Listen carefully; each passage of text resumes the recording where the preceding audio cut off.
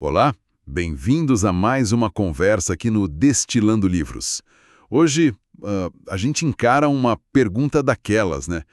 Por que algumas nações têm tanta prosperidade e outras, bom, continuam na pobreza?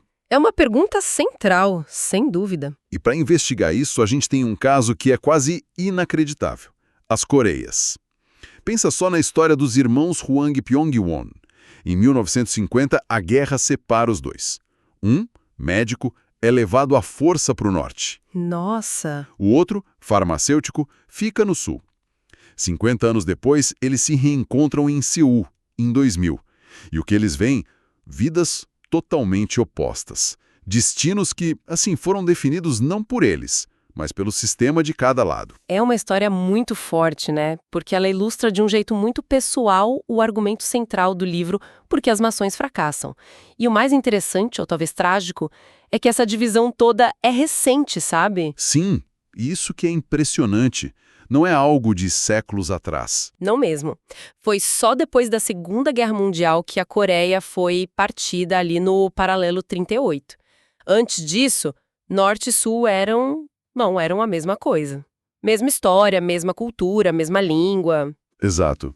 Então, aquelas explicações mais fáceis, tipo, é a geografia, é o clima, a cultura, nada disso cola aqui, né? Não cola mesmo, era tudo igual dos dois lados dessa linha imaginária. As diferenças brutais que a gente vê hoje, elas não vêm daí. Certo. Então, se não são esses fatores, o que explica essa diferença, nossa, abissal? Por que a Coreia do Sul virou esse gigante econômico? Sabe, casa da Samsung e da Hyundai, enquanto o Norte, bom, mergulhou numa pobreza e num isolamento extremos. A resposta, e é isso que a gente vai explorar hoje, está nas instituições. As regras do jogo que cada lado adotou. Perfeito. E essa é a nossa quinta conversa na série sobre por que as nações fracassam, aqui no Destilando Livros. Nossa missão hoje é justamente essa: desvendar essa diferença-chave entre instituições econômicas inclusivas e as extrativistas. E as Coreias são o nosso caso de estudo principal. Exatamente. As Coreias funcionam quase como um experimento natural que a história fez, né? Depois de 45, fim da ocupação japonesa, o Sul ficou sob a administração dos Estados Unidos e o Norte da União Soviética. E cada lado montou um sistema totalmente diferente. Totalmente. Sistemas políticos e econômicos opostos. É um contraste quase de laboratório mesmo, para a gente ver o impacto das regras e dos incentivos. Ok. Então vamos analisar esses lados do laboratório. Começando pelo Norte, que os autores chamam de modelo de instituições extrativistas. Como é que isso funcionou lá na prática? Bom, no Norte, como Kim Il-sung e depois os filhos e netos, o que se implantou foi um regime comunista totalitário, primeira coisa. Acabou a propriedade privada. Tudo para o Estado. Tudo. Meio de produção, terra, tudo. A economia virou centralmente planejada. Mercado, só o negro precário para sobreviver. Iniciativa individual, sabe, criar um negócio, inovar. Esquece. Completamente esmagado, não tinha espaço para isso. E aí o impacto para as pessoas deve ser devastador. Sem propriedade, sem mercado, o Estado controlando tudo. Qual o incentivo para alguém se esforçar, estudar de verdade, criar algo? Nenhum, né? A educação vira doutrinação, pelo que o livro diz. Não dá para enriquecer legalmente. Direitos básicos, zero. E ainda um serviço militar de 10 anos. Cara, isso apaga qualquer futuro individual, né? Exatamente. O sistema não foi feito para gerar bem-estar geral. Ele foi feito para manter o controle do regime e extrair recursos da sociedade para a elite do partido, para os militares. É a definição pura de extrativismo levado ao extremo. Agora vamos cruzar essa fronteira imaginária, o paralelo 38, Coreia do Sul. A história lá foi bem diferente, né? Apesar de também ter tido seus momentos sombrios. Sim, sim. A Coreia do Sul teve governos autoritários, como o do Syngman Rhee, o do general Park Chung-hee. Não eram democracias exemplares, longe disso. Mas, e aqui está a diferença econômica crucial, eles seguiram outro caminho. Qual foi a chave? Eles mantiveram e fortaleceram uma economia de mercado. baseada na propriedade privada. Ah, então mesmo sob ditadura, a base econômica era outra. O Estado não tentou controlar tudo como no Norte. Não, o Estado sul-coreano, especialmente com o Park, interveio bastante na economia, sim, mas de um jeito diferente. Ele agiu para, digamos, apoiar e direcionar a iniciativa privada, não para substituir. Como assim apoiar? Facilitou crédito para algumas empresas, incentivou exportação, parcerias com tecnologia de fora, investiu em infraestrutura, educação, até financiou casa própria para a população. Mas o fundamental é, a propriedade privada era segura. Havia liberdade para abrir negócio, contratar, vender, usar os mercados. Entendi. Isso cria um jogo de incentivos totalmente diferente, né? Completamente. Se a pessoa sabe que o esforço dela, o estudo, a inovação podem dar retorno, ela vai se dedicar, ela pode sonhar em melhorar de vida, ter acesso a bens, saúde, educação para os filhos. O talento tem chance de florescer. E o resultado tá aí para todo mundo ver. A Coreia do Sul saiu de uma pobreza parecida com a de países africanos nos anos 50, 60, para virar uma potência mundial. Samsung, Hyundai, LG começaram pequenas, hoje são líderes globais. É impressionante. Essa diferença brutal de riqueza, de bem-estar entre Norte e Sul, para os autores, é a prova mais clara do poder das instituições econômicas. Entendido. O contraste é chocante mesmo. Isso nos leva a precisar definir melhor esses termos. Vamos lá, o que são exatamente as instituições econômicas inclusivas? Então, as inclusivas são as regras do jogo que criam um ambiente bom para a maioria das pessoas participar da economia e prosperar. Elas têm alguns pilares-chave. A gente pode pensar na Coreia do Sul, como falamos, ou no exemplo que os autores usam muito, de Nogales, Arizona, nos Estados Unidos, comparado com Nogales, no México. Certo. E quais seriam esses pilares? O que define uma instituição como inclusiva? Primeiro, e talvez o mais importante, a garantia da segurança da propriedade privada. As pessoas precisam confiar que o que é delas, terra, negócio, investimento, não vai ser tomado do nada pelo governo ou por alguém poderoso. Faz todo sentido. Sem isso, ninguém investe a longo prazo.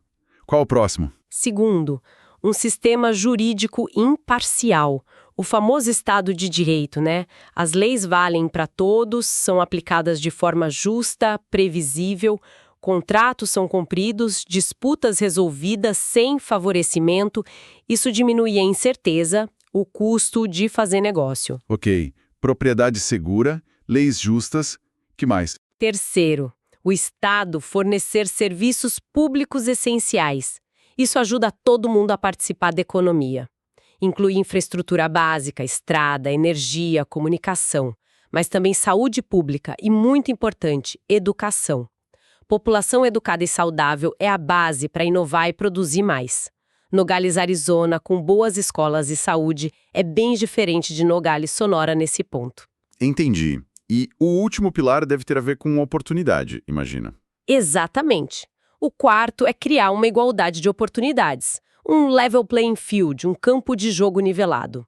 A maioria das pessoas tem que ter liberdade para escolher o que fazer, abrir um negócio, competir, usar seus talentos.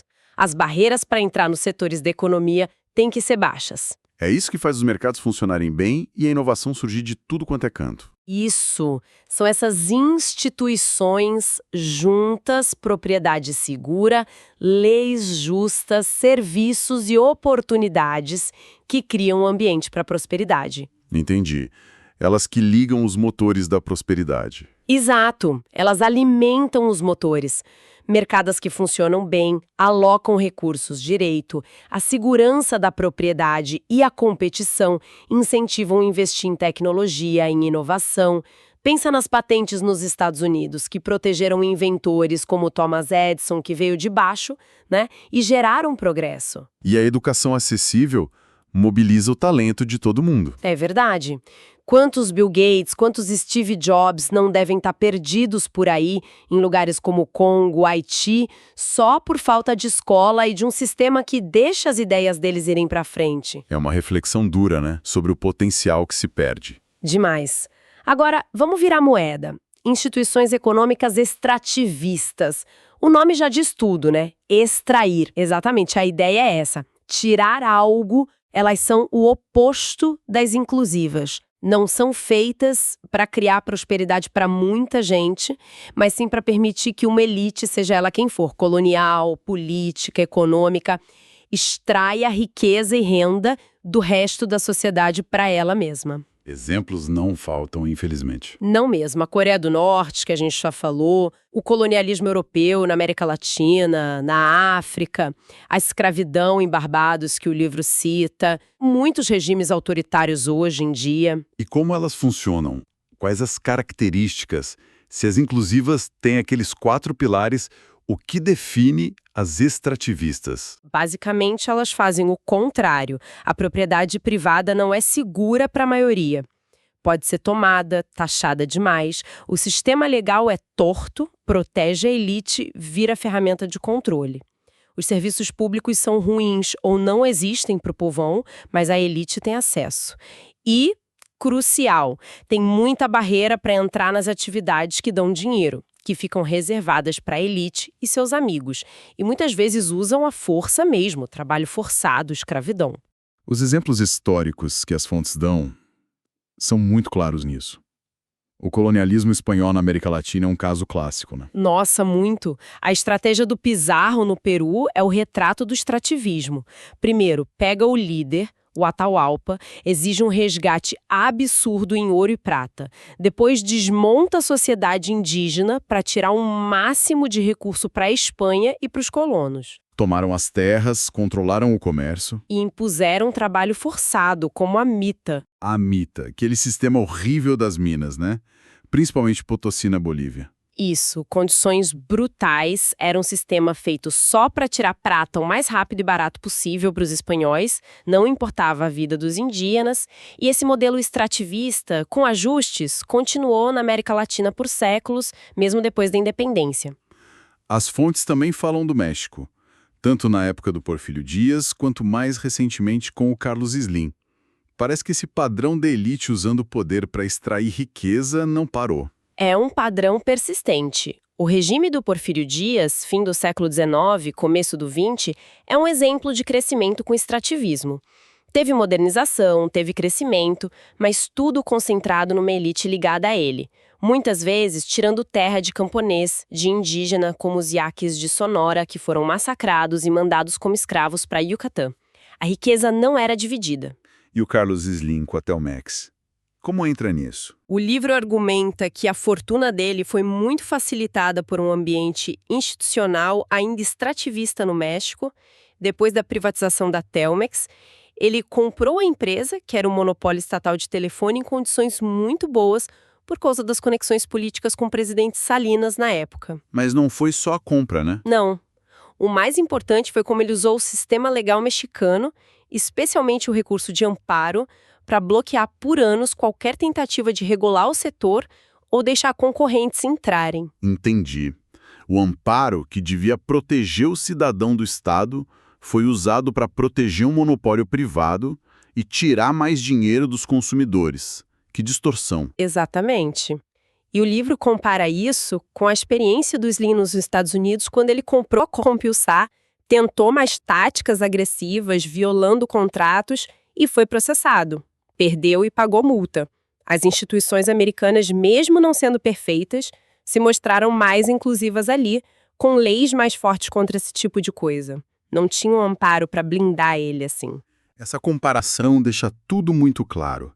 Então a grande lição aqui, o que essa análise toda mostra, é que o destino de um país, riqueza ou pobreza, não está escrito na geografia, no clima ou na cultura. Está nas regras do jogo, nas instituições econômicas. Essa é a tese central de por que as nações fracassam. Instituições inclusivas criam os incentivos certos, elas recompensam o esforço, a educação, a inovação, permitem que o talento apareça em toda a sociedade e isso gera prosperidade que chega para mais gente. É isso que deixa surgir um Thomas Edison, um Bill Gates e os benefícios se espalharem. Enquanto as extrativistas fazem o contrário.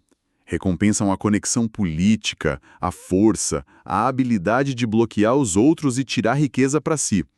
Elas sufocam o talento da maioria, desanimam o investimento que produz de verdade e concentram poder e riqueza. Coreia do Norte, os exemplos históricos, todos mostram isso. E tem mais uma coisa importante. Mesmo quando um país com instituições extrativistas cresce um pouco, tipo o México do Porfírio Dias ou a União Soviética em algumas épocas, esse crescimento não costuma durar. É instável. Por quê? Porque a própria natureza extrativista gera conflito. Como o poder e a riqueza ficam muito concentrados e os benefícios não são para todos, começa uma briga constante pelo controle do Estado, pelo controle dessa máquina de extrair. Elites rivais brigam entre si, grupos que foram excluídos se rebelam. E aí vem instabilidade política, golpe, guerra civil. Exato. E às vezes até o colapso total do Estado, como aconteceu com Roma Antiga, com os maias, ou mais recentemente na Somália, em Serra Leoa. É um ciclo vicioso terrível. A extração gera conflito, que impede instituições melhores, que perpetua a extração. Faz muito sentido. Então, para a gente fechar essa parte, a prosperidade que dura parece depender das instituições econômicas inclusivas, as que garantem propriedade, justiça, serviços, oportunidades para a maioria e incentivam inovação e talento. Já as extrativistas, feitas para poucos ganharem explorando os outros, geram pobreza, desigualdade e instabilidade sem fim. E o caso das Coreias, essa divisão no meio de um povo só, talvez seja a demonstração mais clara e mais trágica disso tudo em ação. Bom, estamos chegando ao fim de mais essa exploração profunda aqui no Destilando Livros. Se você está curtindo essa análise de por que as nações fracassam, e olha, já é nosso 5º episódio mergulhando nessa obra, não esquece de deixar o like, se inscrever no canal e ativar o sininho, tá? Assim você não perde os próximos passos dessa jornada. E fica aqui uma provocação para a gente pensar até o próximo encontro, se essas instituições extrativistas são, por natureza, tão boas para a elite que está no poder, mesmo sendo péssimas para o país inteiro, que incentivo essa elite tem para largar o osso, para abrir mão dos privilégios e deixar o país ir para instituições mais inclusivas? Que tipo de briga, que tipo de luta isso envolve? Então, para o nosso próximo episódio. No episódio 6, a gente vai mergulhar exatamente nisso, na relação que não dá para separar entre política e prosperidade. Vamos investigar como as instituições políticas, quer dizer, quem tem o poder, como ele é usado e limitado, são na verdade o fator que decide se um país vai ter instituições econômicas inclusivas ou extrativistas. Isso. Vamos falar dos conceitos de instituições políticas inclusivas, que precisam de duas coisas: ser centralizadas o suficiente para impor a lei e a ordem em todo lugar, coisa que falta na Somália, por exemplo, e vira o caos, e, ao mesmo tempo, ser pluralistas, com o poder distribuído e com limites reais para quem governa. E vamos ver também como a existência de derrotados políticos que ainda têm poder, tipo Mobutu no Congo, pode travar a destruição criativa e o progresso, tudo para manter o sistema de extração funcionando para eles. Vai ser uma discussão chave para entender como a mudança institucional acontece. Ou não acontece. Não percam!